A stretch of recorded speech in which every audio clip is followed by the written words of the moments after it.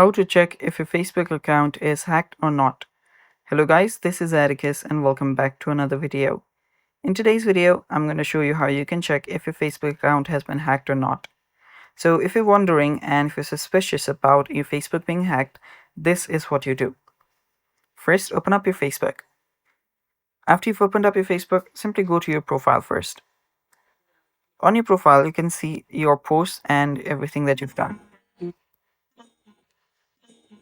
So right here, what you can do is after you're on your post, check if there has been some unknown posts or something that you have not done yourself.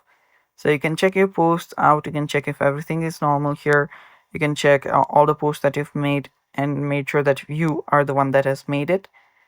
You can check that out. The other thing that you can do is you can simply view your profile, check for your profile and your profile details.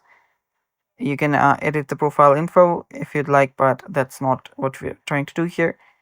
Go to your settings, and on your settings, go to Meta Account Center. From here, you can go to your personal details, and on your personal details, check for stuff like your email, your name, your date of birth, and everything else. Check that out, and after you've checked all of those out, you can make sure that if they are not changed, then you might have been safe.